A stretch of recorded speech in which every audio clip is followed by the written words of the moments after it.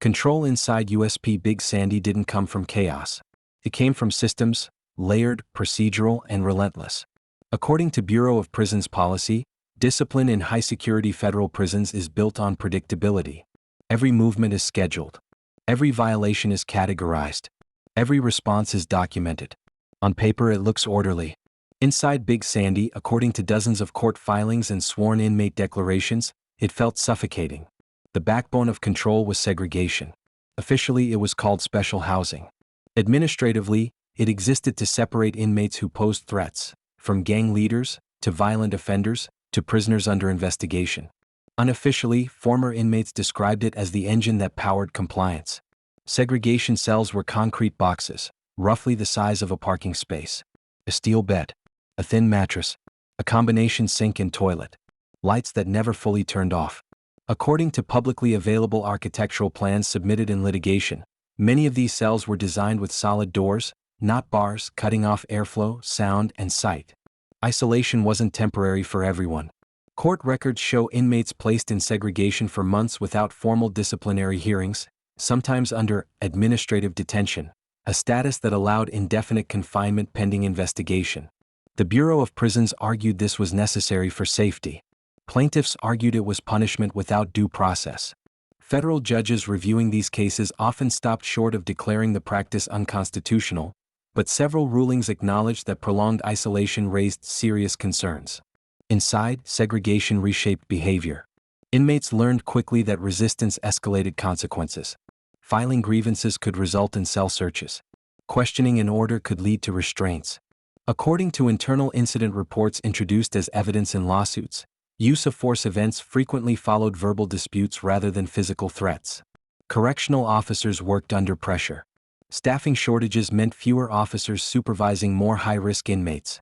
According to Office of Inspector General reports on rural federal prisons, officers at facilities like Big Sandy often worked mandatory overtime, sometimes exceeding 60 hours a week. Fatigue wasn't an excuse, but it was a factor. Former officers, speaking anonymously to journalists, described a culture where force was normalized. Not celebrated, but expected.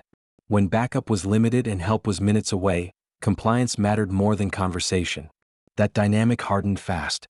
In several lawsuits, inmates alleged that extraction teams, officers in riot gear, were deployed for nonviolent infractions. The Bureau of Prisons responded that extractions were used only when inmates refused lawful orders and posed safety risks. Video footage, when available, was often inconclusive or sealed. But the psychological impact was undeniable. Mental health assessments submitted in court repeatedly referenced symptoms consistent with chronic isolation: hallucinations, panic attacks, extreme mood swings. Psychologists warned that segregation could worsen aggression rather than reduce it. That warning echoed through the cell blocks. Gang influence adapted. Even in isolation, communication survived. Inmates used plumbing systems to pass messages. Notes were hidden in food trays. Some guards were accused, though rarely proven, of selectively enforcing rules, allowing certain groups small privileges in exchange for quiet. No official report confirmed systemic corruption. But lawsuits alleged favoritism, retaliation, and inconsistent discipline. Judges allowed some claims to proceed, citing patterns that merited further examination. Violence didn't vanish. It changed form. Instead of large-scale fights, incidents became targeted. According to internal disciplinary logs referenced in court filings, assaults often occurred during brief moments of movement: showers, medical visits, recreation cages. Quick, controlled, and hard to predict. Every incident reinforced the same logic: control had to tighten. By the late 2000s, Big Sandy had developed a reputation inside the federal system. Transfers there weren't framed as neutral. They were warnings. Inmates arriving from other penitentiaries already knew the rules, because the rules had followed them. Don't challenge staff. Don't draw attention. Don't expect help quickly. One former inmate described Big Sandy as a place where time punishes you more than guards ever could. That punishment extended beyond prisoners. Officers reported burnout. Medical staff reported delays. Mental health professionals warned of understaffing. Internal emails submitted as evidence in civil litigation revealed administrators struggling to balance security demands with legal risk. The system was holding, but under strain. When Oversight finally arrived, it didn't come with sirens or raids. It came through paper, complaints, depositions, motions, and slowly the walls that kept Big Sandy invisible began to crack. Because control without transparency always leaves evidence behind. For years, what happened inside Big Sandy stayed inside Big Sandy. Then the paperwork began to pile up. In federal courtrooms across the country, civil rights complaints filed by inmates from the same prison started to echo one another. Different names, different dates, same allegations: excessive force, retaliation, prolonged isolation, denial of medical and mental health care. Individually, the cases looked weak. Prison litigation rarely succeeds. Courts give broad deference to correctional officials, especially in high-security environments. But taken together, the pattern was hard to ignore. According to publicly available dockets, several lawsuits survived early dismissal motions, an unusual outcome in federal prisoner litigation. Judges didn't declare Big Sandy unlawful, but they did something just as dangerous to the institution. They asked questions. Depositions followed. Correctional officers were questioned under oath about use of force incidents. Medical staff were asked about response times. Administrators were pressed on segregation reviews that seemed automatic rather than meaningful. Inmates testified too, some via video, others through sworn declarations. Their stories differed in detail but aligned in structure. Orders given without explanation. Force applied quickly. Segregation extended repeatedly with little justification. The Bureau of Prisons pushed back hard. Government attorneys argued that the prison housed some of the most dangerous men in federal custody. That force was unavoidable. That segregation saved lives. That hindsight criticism ignored real-time threats. And often the courts agreed, partially, but not entirely. In several rulings, judges acknowledged that while security concerns were legitimate, constitutional protections didn't stop at the prison gate. Prolonged isolation without meaningful review. Use of force without proportional threat. Retaliation for filing grievances. These weren't policy choices. They were legal risks. Media attention followed the filings. Regional newspapers began requesting records. Advocacy groups cited Big Sandy in reports on federal segregation practices. The prison's remote location had delayed scrutiny, but it couldn't prevent it. Families of inmates started asking questions too. Why was their son or brother in isolation for years? Why were medical requests unanswered? Why did transfers out never materialize? The Bureau of Prisons issued standard responses. Each incident was reviewed. Each allegation investigated. Policies were followed. But behind the scenes, change was being discussed. Internal memoranda submitted in court showed administrators revisiting segregation thresholds, reviewing documentation requirements, emphasizing de-escalation language in training materials. Not reform. Risk management. Because lawsuits don't just threaten budgets. They threaten precedent. Inside the prison, inmates felt the shift before it was visible. Cell searches became more formal. Cameras appeared more often. Use of force reports grew longer. Officers became careful with words, even if behavior stayed firm. But tension didn't disappear. It recalibrated. Some inmates believed the lawsuits would save them. Others believed they would make things worse. According to declarations, retaliation claims increased shortly after certain filings, though proving intent remained difficult. The psychological toll continued. Mental health staff testified about overwhelming caseloads.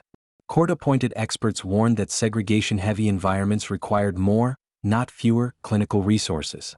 Recommendations were made. Implementation lagged. Big Sandy wasn't unique. It was representative.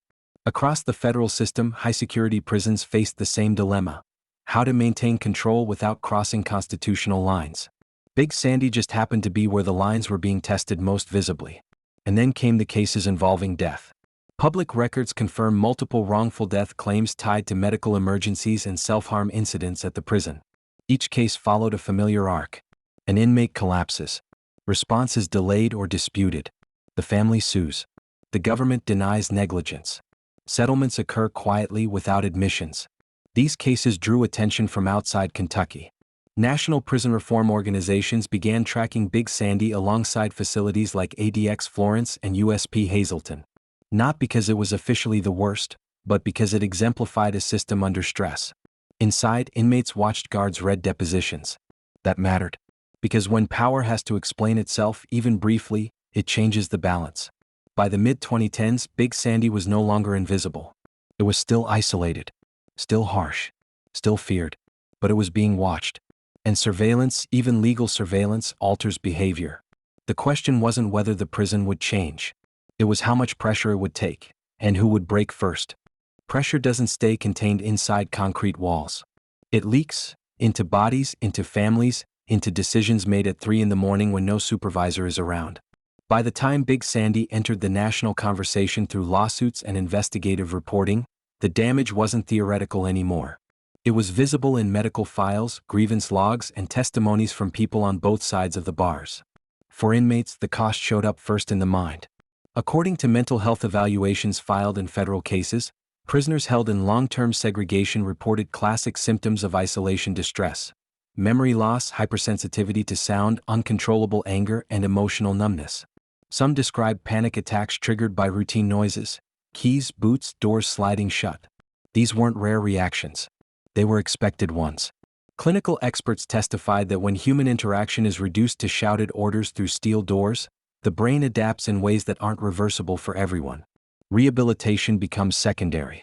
Survival becomes the goal. One inmate, identified in court documents under a pseudonym, described reaching a point where he stopped requesting recreation altogether.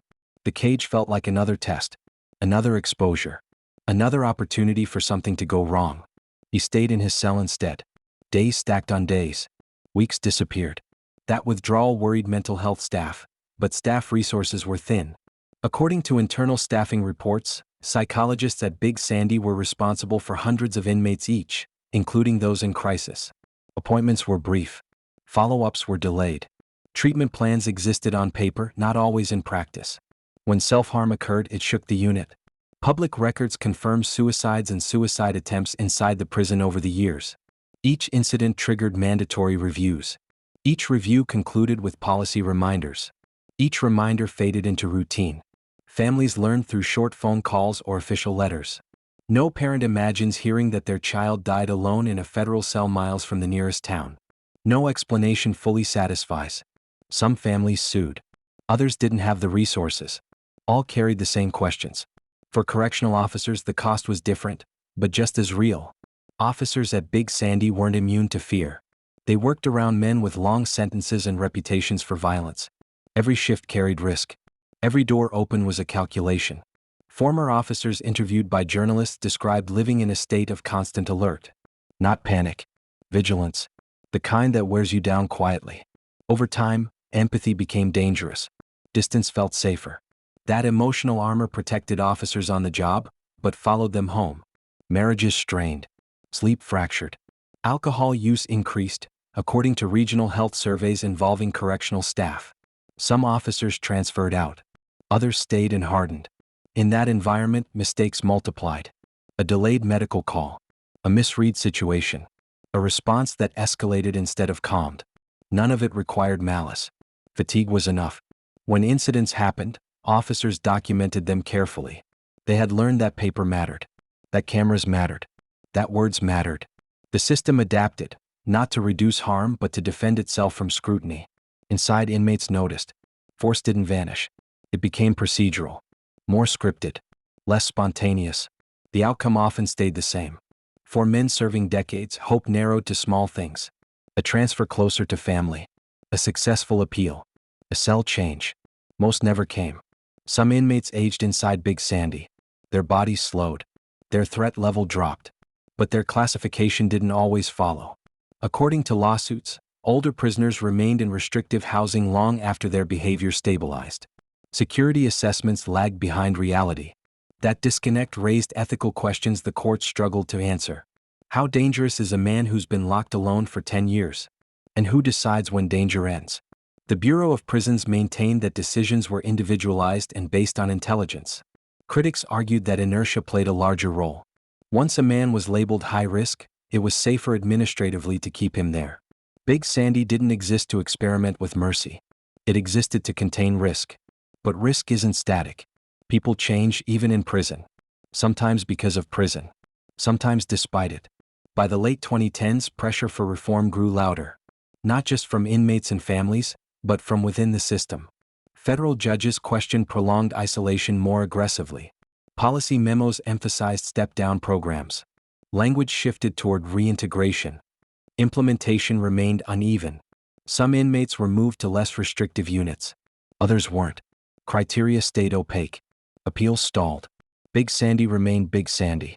A place where control worked until it didn't. Where violence was prevented until it wasn't.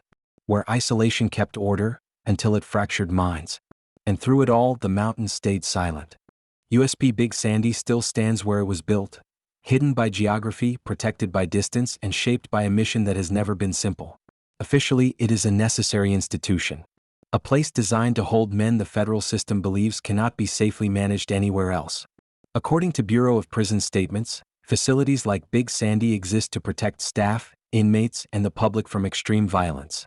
That justification has never changed. What has changed is how much the public knows. Through lawsuits, investigative reporting, and court testimony, the prison's inner workings are no longer invisible. They exist now in transcripts, exhibits, and judicial opinions, documents that don't shout but don't forget either. Big Sandy did not collapse under scrutiny. It adjusted. Policies were rewritten. Segregation reviews became more formal. Documentation grew thicker. Cameras appeared where they hadn't before. Training materials emphasized de-escalation language. But structure alone doesn't erase culture. Former inmates say the core experience remains the same. Control through isolation, compliance through consequence, silence through design. Transfers still arrive quietly. Men still disappear into concrete units where days stretch thin and years lose shape. For correctional officers, the job remains one of the most difficult in the federal system. Staffing shortages continue. Burnout persists. The balance between safety and humanity is recalculated every shift, often with imperfect information and limited time. There are no villains carved clearly into this story. Only systems. Systems that reward risk avoidance over second chances. Systems that prioritize containment over recovery. Systems that respond to danger by tightening rather than rethinking. Big Sandy didn't invent these dynamics. It concentrated them. And that's why it matters. Because what happens in places like this doesn't stay there forever. Men leave, older, harder, sometimes broken. Officers retire carrying memories they don't talk about. Families absorb years of absence and unanswered questions. The mountains keep the prison out of sight. But they don't erase the consequences.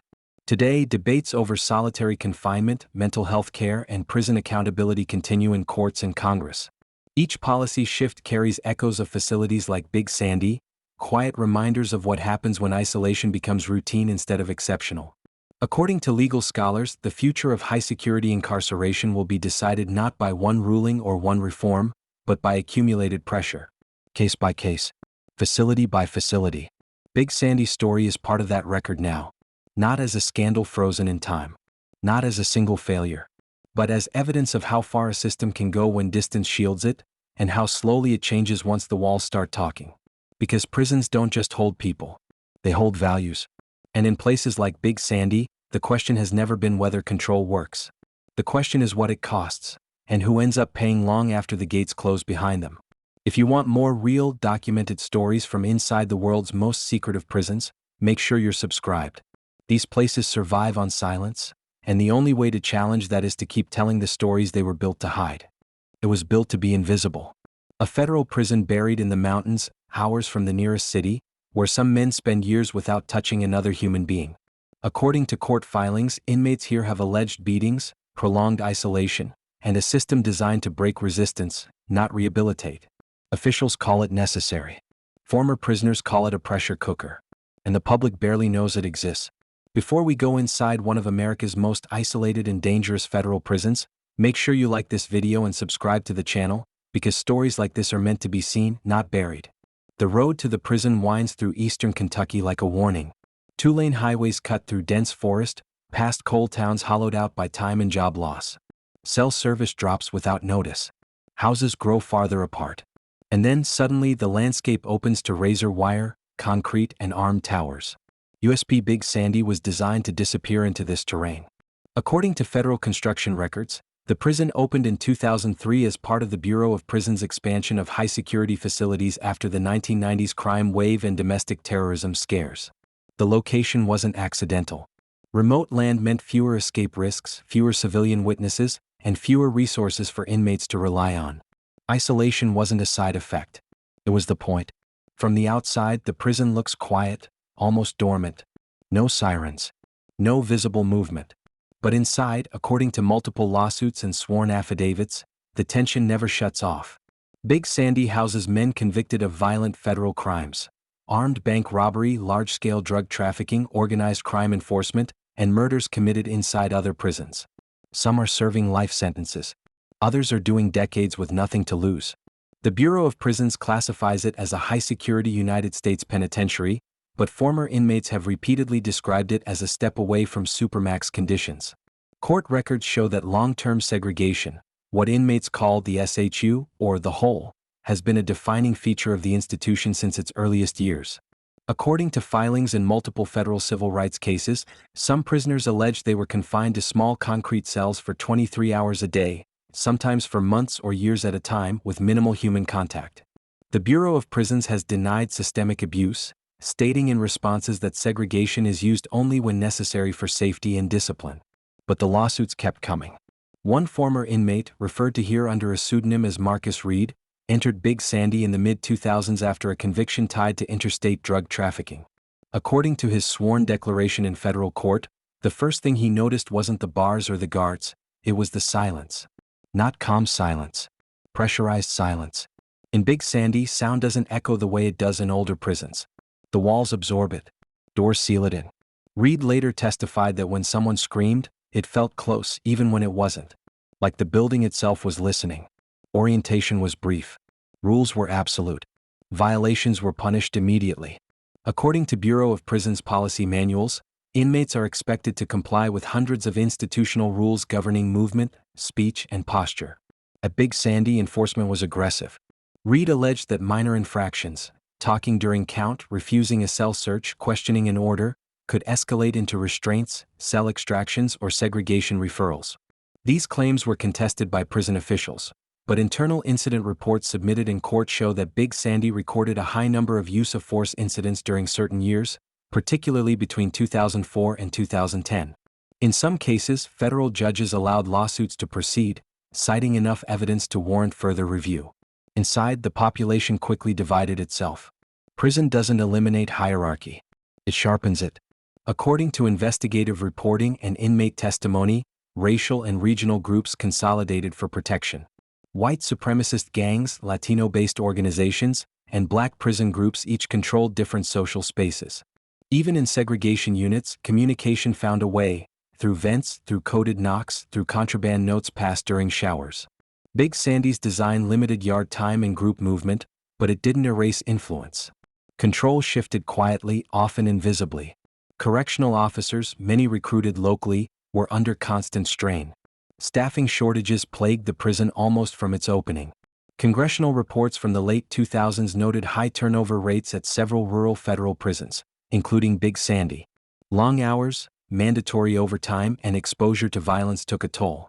In that environment, lines blurred.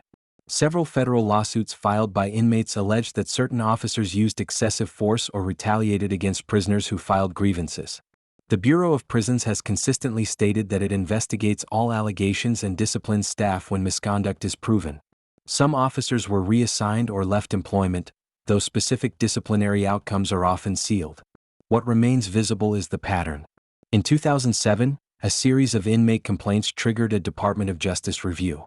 According to news reports at the time, investigators examined use of force practices and segregation conditions. The findings were not fully released to the public, but subsequent policy updates suggested concerns about documentation and oversight. For prisoners, oversight felt theoretical. Reed described a moment that still follows him years later. A cell extraction 2 tiers down. The alarms. The SHIELD team. The shouting. Then silence again. No one explained what happened. No one needed to. Fear didn't come from what you saw. It came from what you didn't. Big Sandy's segregation units became infamous among federal inmates nationwide. Transfer: there was a threat used in other prisons. According to former prisoners interviewed by journalists, the message was clear: behave or disappear into the mountains. Mental health professionals raised alarms. Court filings include expert testimony stating that prolonged isolation can exacerbate depression, anxiety, paranoia, and psychosis, especially among inmates with pre-existing conditions. In some lawsuits, plaintiffs alleged that mentally ill prisoners were placed in segregation instead of receiving treatment. The Bureau of Prisons disputed these claims, citing mental health screenings and access to psychologists. But internal emails submitted in litigation revealed concerns about limited resources and staff overload. Inside Big Sandy, days blurred together. Meals arrived through slots. Recreation meant a fenced cage under open sky, when permitted. Showers were rationed. Conversation was dangerous. Silence was safer. Reed later testified that time stopped meaning anything. He measured weeks by laundry rotation, months by commissary changes, years by transfers that never came. And then there were the deaths. Public records confirm multiple inmate deaths at Big Sandy over the years, from medical emergencies to suicides. Each incident sparked reviews. Each raised questions. Families demanded answers. The prison issued statements. Investigations closed. In one widely reported case, an inmate died after collapsing in his cell. His family alleged delayed medical care. The Bureau of Prisons maintained that staff responded appropriately. The case was settled without admission of wrongdoing. These stories didn't stay in Kentucky. They spread through the federal prison system, carried by transfers and legal filings. Big Sandy became a symbol, not officially but culturally, of how far control could go when accountability felt distant. For the men inside, hope narrowed. Transfers out were rare. Parole didn't exist in the federal system. Appeals dragged on for years. Some inmates filed grievances daily, believing paper trails were the only protection left. Others stopped writing altogether. Reed said the most dangerous moment wasn't violence. It was resignation. When a man decided nothing mattered anymore. By the early 2010s, pressure mounted. Advocacy groups began tracking conditions at high-security federal prisons more closely. Journalists requested records. Lawsuits accumulated. And quietly, policy language began to shift.